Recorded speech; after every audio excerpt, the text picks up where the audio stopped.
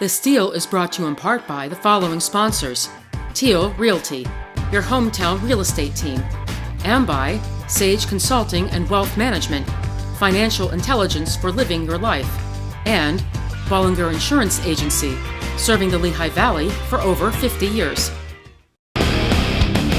What's up, Steel Nation? I'm Nick Kessler. Along with this guy, my buddy, Brian Fulmer. And of course, let's not forget Wolfie. Together, we're on a journey exploring everything that has to do with music and food. It takes us all over the place, and we never know what we're going to run into next. But hey, this is what we're about, and this is what The Steal is all about. 3, 2, 1, 0. What the heck are you doing, Nick, Brian? I'm celebrating. What are you celebrating? Nick, I got my balloons. I got this because I'm celebrating Season 2 of The Steal. And you know what? Let's celebrate that. Yeah, Brian's right. Season 2 of The Steal is here for another 10 episodes. Nick, I waited a long time for this. So did I. And you know what? We were all over the place. You know, last year we just stuck with the Lehigh Valley and surrounding areas, and we're still about that because we're a local-based show. But you know what? We kind of went Out of state this year. Yes, we did. And I'll tell you what, our first segment takes place up in Connecticut. We hooked with Greg Smith, bass player for Ted Nugent. We wanted to take a little angle on this story. So we said, all right, we're going up here. We're going to be backstage. What's our hook? What's our twist here? You know what? We decided to go from tour bus to stage, and that's what we wanted to bring you, Steele. And everything in between. And everything in between. So you know what? Let's get there. And let's celebrate. Hey, Steel Nation, we're about to embark on a journey up to Connecticut to check out Banger's very own Greg Smith. He's playing with Ted Nugent again, and we're going up to the Mohegan Sun Arena to check him out. But before I go to this rock and roll extravaganza, I gotta make sure I get my hair down. I gotta get my glasses off, get my shades on, and you know what? We even got a little care package from Greg's hometown, made by my very own Aunt Betty. She said, give the boys in the band some chocolate chip cookies. So we're gonna bring this stuff up. I got my kids packed right here.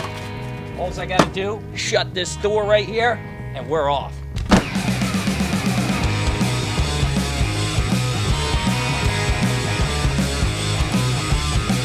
Hey, Steele, we're not too far now. Right under my finger is the casino. Let's go. So when we got there, I decided to make up a sign that said Greg Smith, as if I was a limousine driver picking him up from the airport. And then, out of nowhere, he appeared. Hey, Steel Nation, look who it is. On, man? Just got out of the shower here. So we got our gear and followed Greg through the casino lobby, making our journey to the stage. It was an awesome sight to see the arena. It was quiet, but I felt rock and roll in the air. We made our way down the arena steps, and Greg was giving us our first stop on the Backstage experience, the tour bus. It was quite a walk, and at times like a maze, but Greg knew his way around like a pro. Oh wait, he is a pro, and I could sense we were getting close to the bus, because it smelled like the Port Authority in New York. All right, Steele, here we are. A little noisy down in the bus garage with all the air handler units. Well, we're going to take a little stroll through the tour bus, Why right, not? Greg? My home away from home, right here. Here you go. This is one of the most important things on a tour bus right here. The beer tub, okay? Cold beer in there.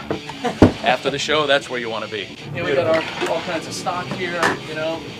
I see a lot of health and nutrition up on this side right here.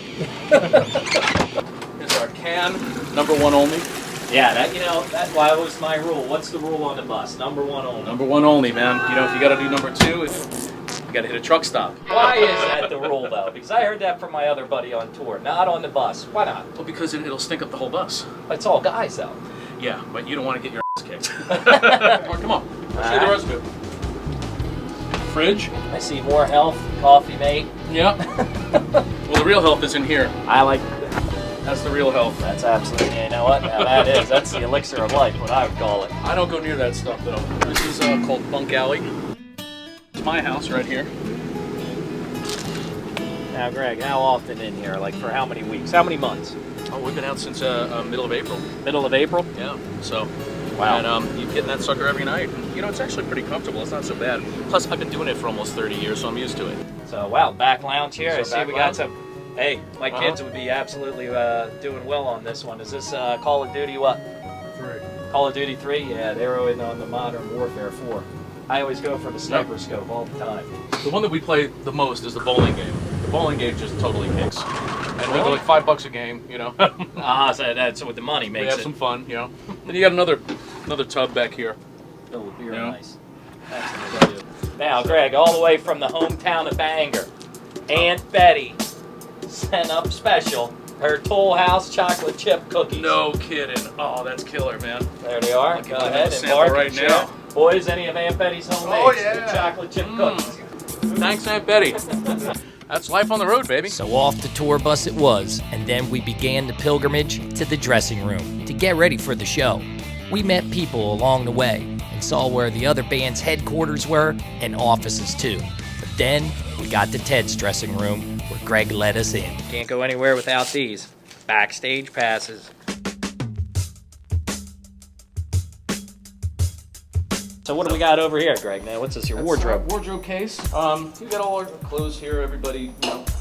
That's mostly mixed stuff right here. I got a few shirts in here. That's pretty. I like that one there with the skull and the wings. Now, Greg, who washes these things after a show? Where do they go? Well, they go into a big bag, and then the next day, the guy who takes care of the dressing room, our guy, you know, he pretty much stocks the bus, takes care of Ted, takes care of our stuff. He'll do laundry the next day. Now, Greg, I got a question. Do you ever wear the same shirt or stage outfit night after night? Sure. Yeah. Yeah? Because it gets washed. Greg, I see you got your warm-up bass here. Yeah, there we go. That's an old Fender Precision. It's a 1982 remake of a 1957. How long will you warm up tonight before the show? Good 20 minutes at least. Really? You know? Yeah. Just by yourself or going over with Just Ted? by myself. All right, where we're off to next? I don't know. Let's walk out to the venue. So around the venue we went. Greg took us everywhere, from the guitar tech who takes care of Greg and Ted's guitars, to the soundboard, to the light board, and even his view from the stage. Look at that, Steel. And then I wanted to see what it's like standing on stage. I finally made it, Steel Nation. Nick Kessler, rock star. Well, not really. Greg and I talked some more, and then checked out the other stuff that went into the making of this Rock and Roll Express tour. There was so much to see, it was hard to wrap my head all around it. And then, out of nowhere, we caught up with Ted Nugent's drummer, Wild Mick Brown. How you doing? Drumming legend. Mick, I got to tell you, back in '84 when I first bought Tooth and Nail when it came out, and I got my first Tama drum set in '83, Mick Brown, one of the guys. It was Bill Ward from Black Sabbath, Lee Kirschlake from Uriah Heep, Mick Brown because Dokken was And you were the other guy. There's 4 of us. I remember Monsters of Rock '87 seeing you guys, and I specifically came down to see Dokken, and I think it was at the old JFK in Philly. Yeah, well, I think it was. Yeah, Exactly down there. right. And absolutely beautiful, and got to see one of my drumming idols, you, my Well, I'm friend. pleased to meet you. Thanks for saying hi. Yeah, it's ironic how life works out here, Steel Nation. Here he is. It's like, do you ever think that you're ever going to get right next to him? Absolutely. Well, I waved at you at JFK. Hey, out there! I think I was There's only about 65,000 there. Yeah, exactly. Here we are, Steel. Mick Brown. Thanks, brother. Thanks so much, man. Thank My you. pleasure. Hey, Steel Nation.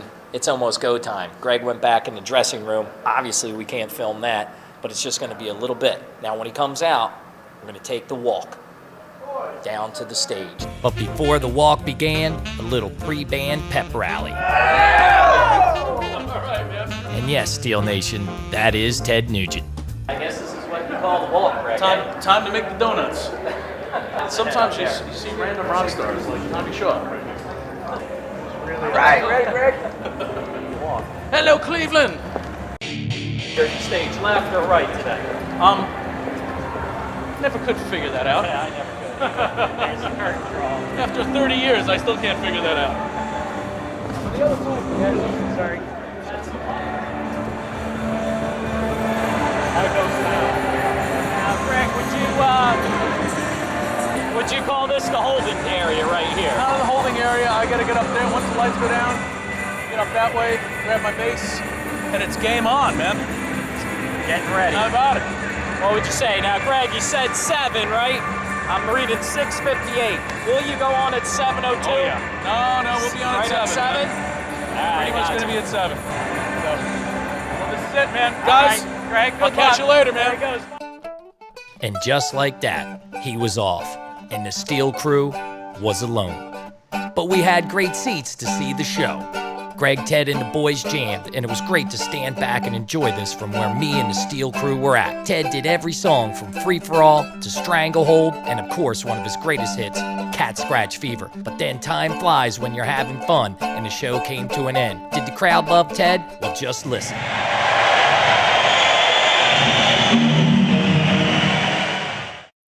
All right, Steel Nation, we had a successful show, Greg. Yeah, baby. Awesome, brother. You Thank you, rocked man. it. Thank you. Steel crew and Greg, what else do we do after a rock show? We're going back on the tour bus. We're going to hang out, kick back, and relax. You know it, baby. Back to base, baby.